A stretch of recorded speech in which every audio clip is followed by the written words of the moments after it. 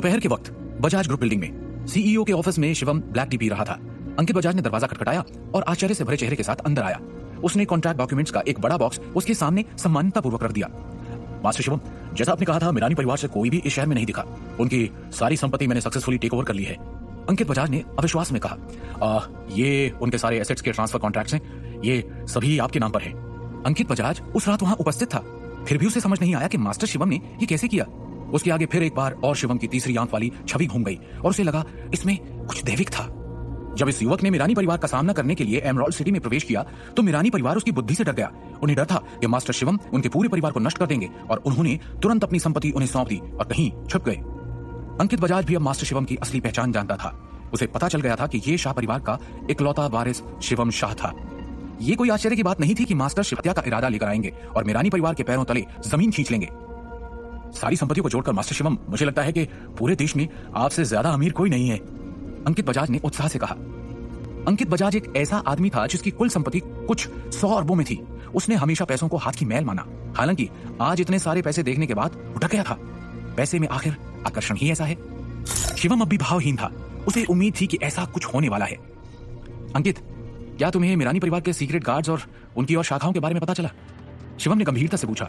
वो इस बात को लेकर चिंतित था कि क्या उसे मिरानी परिवार के पीछे की ताकतों के बारे में कोई सुराग मिल सकता है या नहीं। वो इस परिवार के मुख्य सदस्य नहीं है मास्टर शिवम, और उन्हें यह भी नहीं पता कि मिरानी परिवार कहां छुप सकता है। उन्हें अंदाजा तक नहीं है।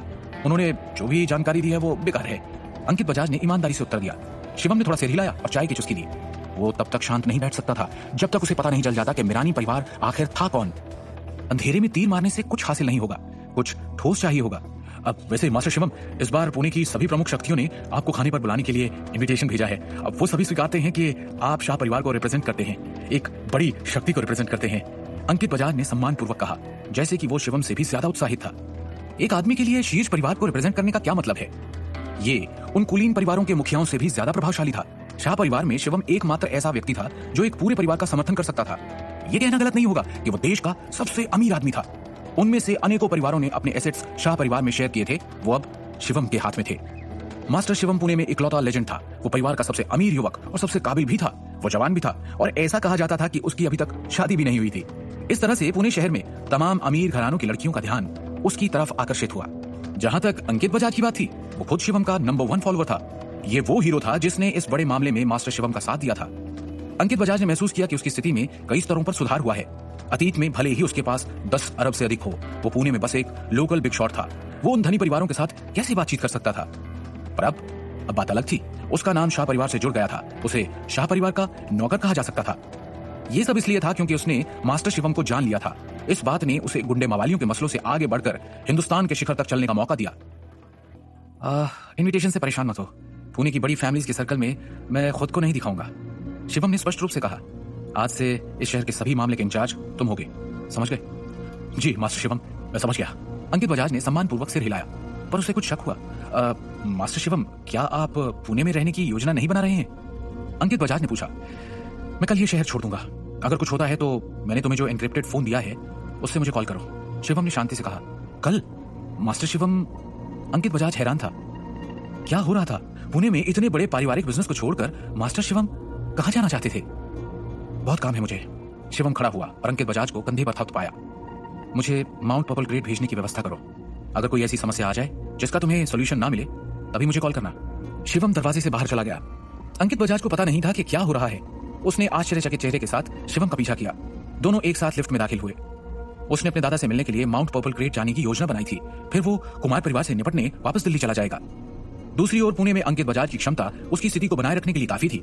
आखिरकार मिरानी परिवार भी बिना किसी निशान के गायब हो गया था। अन्य प्रमुख शक्तियों की इतनी हिम्मत नहीं थी कि वो शाह परिवार के व्यवसाय पर जल्दबाजी में हमला करने की सोचे। एक बात और थी, नितिन रायजादा पर रायजादा परिवार के उच्च अधिकारियों द्वारा दबाव डाला गया था और उसे नोएडा वापस लौटने के लिए मजबूर किया गया था। शिवम एक व्यवस्थित व्यक्ति था। वो चाहता था इस मामले को नितिन रायजादा ही संभाले। वक्त आने पर वो उसे अंकित बजाज को भी संभालने देगा। लिफ्ट का दरवाजा खुला और वो इमारत की पहली मंजिल पर पहुंचे। सूट बूट पहने कई लोगों ने उन्हें घेर लिया। उनके हाथों में महंगे इनविटेशन कार्ड थे और वो शिवम को सम्मानपूर्वक प्रणाम कर रहे थे। प्रेसिडेंट बजाज, क्या आप मिस्टर शिवम को इनविटेशन देने में हमारी मदद कर सकते हैं? हमारा खन्ना परिवार उन्हें स्पेशल गेस्ट के रूप में आमंत्रित करना चाहता है। इसके अलावा हमारे 7 सीज रियल एस्टेट ग्रुप भी आपके साथ पार्टनरशिप पर चर्चा करना चाहता है मिस्टर बजाज। अचानक सूट में दर्जनों पुरुषों ने उन्हें घेर लिया। वो सम्मानजनक मुस्कुरा रहे थे और चाहते थे कि अंकित बजाज उनके निमंत्रण को स्वीकार करे। ये सभी दिखने में कितने विनम्र थे, बाहर निकलकर यही अजीब हो जाएंगे। अगर ये अरबपति नहीं होते तो बजाज ग्रुप की बिल्डिंग की मीटिंग हॉल में बैठने लायक भी नहीं होते। ये देखकर कि ये लोग काफी चालाक थे और कैमरों से तस्वीर लेने की हिम्मत नहीं कर रहे थे, शिवम ने कुछ नहीं कहा। उसने अंकित बजाज को अपनी आंखों से इशारा किया। जेंटलमैन, मुझे अभी कुछ इंपॉर्टेंट काम है। अगर आपको बिजनेस की बात करनी है तो हम बाद में कर सकते हैं। अंकित बजाज ने गंभीरता से कहा, ठीक है मिस्टर बजाज, हम इन्विटेशंस और गिफ्ट्स को फ्रंट डेस्क पर छोड़ देंगे। जब भी आप फ्री हो तो एक बार देख लें और उन्हें मिस्टर शाह को देने में हमारी मदद करें। सूट पहने दर्जनों पुरुष एक साइड पर खड़े हो गए। शिवम और अंकित बजाज गाड़ी में बैठ गए। अंकित बजाज ड्राइविंग सीट पर था। जैसे ही उसने कार स्टार्ट की और निकलने को हुआ, अचानक 10 से ज्यादा लग्जरी गाड़ियां सड़क के किनारे आकर खड़ी हो गई। बॉडीगार्ड्स ने एक के बाद एक दरवाजे खोले। मंजर थोड़ा डरावना था। अंकित बजाज ने मुंह फेर लिया। वो किसी को नीचे बुलाने के लिए फोन करने वाला था। उसने सोचा कि कौन इतना अंधा है और किसने बजाज ग्रुप बिल्डिंग के सामने परेशानी पैदा करने की हिम्मत की थी। आखिरकार बजाज ग्रुप अब वो ताकत थी जिसे मास्टर शिवम ने सतह पर रखा था। लेकिन जब उसने करीब से देखा तो अंकित बजाज की अभिव्यक्ति अजीब हो गई। उसने नोटिस किया कि ये लग्जरी कारें सभी गुलाबी, लाल और नारंगी रंग की थी। वो तुरंत समझ गया कि क्या हो रहा है। अब इस मामले से कैसे निपटे? अंकित बजाज ने सर पर हाथ रखकर कहा। शिवम ने उसकी ओर देखा, फिर उन कारों की ओर। अंकित ने फिर कहा, अब आप सेलिब्रिटी हो गए हैं मास्टर शिवम। ये अमीर घरानों की अमीर लड़कियां आपको ढूंढते हुए आई हैं। मास्टर शिवम, मैंने सुबह खबर सुनी, अमीर और शक्तिशाली परिवारों की कई लड़कियों ने अपने बड़ों से मुझे फोन करने के लिए कहा। बजाज ग्रुप बिल्डिंग में आने का उनका और क्या मकसद होगा? आपकी सेक्रेटरी बनने तो नहीं आई होंगी? अंकित बजाज ने गंभीरता से कहा, अब आपके लिए डिसीजन लेने वाला मैं कौन होता हूं, लेकिन मैंने उम्मीद नहीं की थी कि ये सच में यहां धमक पड़ेंगी। अपनी बात समाप्त करने के बाद अंकित बजाज ने उन सुंदर लड़कियों की ओर देखा। वो सभी प्यार से शिवम को देख रही थी। उन सबकी आंखों में उम्मीद थी। इतनी छोटी उम्र में शिवम दुनिया के शीर्ष पर खड़ा था। अनगिनत युवतियां उसकी बाहों में आने के लिए बेताब थी, उसका प्यार पाने के लिए उत्सुक थी। चलो माउंट पर्पल क्रीक की ओर चलते हैं, शिवम ने उदासीनता से कहा। उसने खिड़की के बाहर लड़कियों की ओर देखा तक नहीं। इन फालतू मामलों में पड़ने की जरूरत नहीं है तुम्हें, शिवम ने आदेश दिया। जी मास्टर शिवम, अंकित बजाज ने एक गंभीर अभिव्यक्ति के साथ कहा। वो हैरान था। भीड़ में 1 दर्जन से अधिक खूबसूरत महिलाएं थी। वो साधारण नहीं थी, सभी अमीर घरानों की थी। वो दोस्ती करने आई और शिवम ने उनकी ओर देखा तक नहीं। अंकित बजाज ने अपने दिल में आह भरी। ये उन दोनों में अंतर वाली बात थी। एक पल में अंकित बजाज ड्राइव करके बजाज ग्रुप बिल्डिंग से दूर निकल गया और पुणे के अमीर परिवारों की खूबसूरत लड़कियों को रास्ते में इंतजार करता छोड़ दिया। अरे, इस सीईओ को इतनी क्या जल्दी थी? हमारा वेलकम तक नहीं किया। मैनर्स नहीं है इस आदमी में, फर का कोट पहने एक बहुत ही खूबसूरत लड़की ने कहा। मैं तो उस शिवम शाह को देखना चाहती हूँ। इतनी कम उम्र में वो इतना केपेबल कैसे है? अरे, दर्शन भी नहीं दिए। इंसान है या भगवान? तुम बेवकूफ हो क्या? तुमने देखा नहीं? बजाज ग्रुप का सीईओ कार ड्राइव कर रहा था और जो पीछे बैठा था वही तो था Shivam Shah. Young, handsome and powerful. Oh Shivam Shah, एक और खूबसूरत लड़की ने कहा। शिवम का नाम लेते हुए उसकी आंखें चमक रही थी। मैंने देखा उसे। वैसे ये हैरान करने वाली बात है, यहाँ इतनी सारी सुंदर लड़कियां हैं लेकिन उस बंदे के चेहरे पर कोई एक्सप्रेशन नहीं थे, भाव नहीं दिया उसने हमें। हाय, शायद इसीलिए वो और भी अट्रैक्टिव लग रहा था। मुझे लगता है वो स्वयंवर करवा के शादी करेगा। वाह, मैं भी तो उसमें पार्टिसिपेट करने को तैयार हूँ। वैसे भी एक झलक मिलने से क्या होता है? मैं तो जब तक उसे मिल ना लूं, उसके साथ बैठकर कॉफी ना पी लूं, मेरा मन नहीं भरेगा। शनाया माथुर का कॉन्टैक्ट निकालना पड़ेगा। उसका कजिन है ये शिवम शाह। लड़कियां ग्रुप में बिना रुके बक बक किए जा रही थी। सूर्या और उसके अंगरक्षक जो दरवाजे की रखवाली कर रहे थे, ये सब देख रहे थे और हैरानी से अपनी जीप पर क्लिक कर रहे थे। क्या मजाक है। अमीर परिवारों की ये बड़ा की खूबसूरत लड़कियां जो आमतौर पर बेहद घमंडी थी, वो मास्टर शिवम को देखकर ऐसे पागल हो गई थी। हाय नसीब, काश हम भी मास्टर शिवम की तरह बन पाते। इतनी कम उम्र में इतना पैसा, रुतबा, ताकत और पीछे सुंदर लड़कियों की लंबी कतार। अरे यार, और क्या चाहिए जीने के लिए? 30 मिनट बाद अंकित बजाज ने कार को माउंट पर्पल क्रीक तक पहुंचाया। जैसे ही शिवम कार से बाहर निकला, उसने दूर से ही सुंदर लड़कियों का एक झुंड देखा। क्या हो रहा है मास्टर शिवम? ये लड़कियां हमारा पीछा तो नहीं कर रही हैं? अंकित बजाज अवाक रह गया। ये वही लड़कियां थी जो थोड़ी देर पहले बजाज ग्रुप बिल्डिंग के सामने खड़ी थी। उसने उन्हें पहचान लिया था। अंकित बजाज ने अपने माथे को रगड़ा। ये वास्तव में सरदर्द था। औरतों को कैसे समझाए? अगर ये आदमियों की भीड़ होती तो अब तक वो उसे निपटा चुका होता। ऊपर से ये साधारण लड़कियां नहीं थी, वो धनी और शक्तिशाली परिवारों की बेटियां थी। कम से कम वो पुणे और महाराष्ट्र के अन्य शहरों के शीर्ष परिवारों से थी।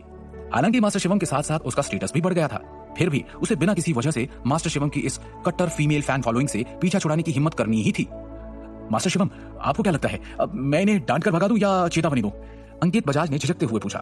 या फिर वेट करने के लिए कहूं, मतलब अगर आप उनसे मिलना चाहते हैं तो, या फिर आज रात में साथ में डिनर की व्यवस्था करवाना चाहते हैं, या कुछ और? क्या करेगा शिवम अपनी इस फीमेल फैन फॉलोइंग के साथ? क्या इन लड़कियों की सच में शिवम में दिलचस्पी है या फिर इसके पीछे किसी और की कोई चाल है? क्या मिरानी परिवार ने सच में हार मान ली है?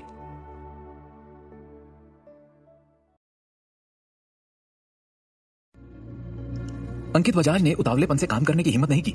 हालांकि उसे समझ नहीं आ रहा था कि शिवम के दिमाग में चल क्या रहा है। अगर उसे इनमें से कोई लड़की पसंद होती तो वो उसमें दिलचस्पी दिखाता। शिवम ने बिना भाव के उसे देखा। तभी उसे एहसास हुआ कि शनाया माथुर भी उन लड़कियों में से एक थी। पर ये माउंट पर्पल क्रेट इसलिए आए थे? कुछ देर सोचने के बाद उसे समझ आया। वो पुणे में शीर्ष कुलीन परिवारों की बेटियां थी और शनाया माथुर परिवार से थी। इनमें से अधिकांश परिवारों के बुजुर्ग यहाँ रहने के योग्य थे। यहां से निकलने के बाद आज रात मेरे लिए एक प्राइवेट प्लेन की व्यवस्था करो, शिवम ने गंभीर अभिव्यक्ति के साथ कहा। शाह फैमिली की संपत्ति में एक एयरलाइन कंपनी भी थी। जी मास्टर शिवम, अंकित बजाज ने गंभीरता से कहा। शिवम आगे बिना कुछ कहे माउंट पर्पल क्रेट के बाहर अलर्ट लाइन पर चला गया। तभी शनाया माथुर की नजर अचानक शिवम पर पड़ी। उसने अपना चश्मा ऊपर किया और चंचलता से मुस्कुराई। हेलो मिस्टर खड़ूस, तुम यहाँ? कहीं मेरा वेट तो नहीं कर रहे? अब तुम्हें जॉब के लिए मेरी हेल्प चाहिए? तुम मुझे कॉल किया होता? ओह, कहीं तुम मुझसे कोइंसिडेंटली टकराना तो नहीं चाहते थे? शनाया को शिवम से ऐसे बात करता देख उसकी सारी सहेलियां दंग रह गई। शिवम ने कुछ नहीं कहा। वो मुस्कुराया और घूमकर माउंट पर्पल क्रेट के अंदर चला गया। तुम माउंट पर्पल क्रेट में कैसे एंटर कर सकते हो?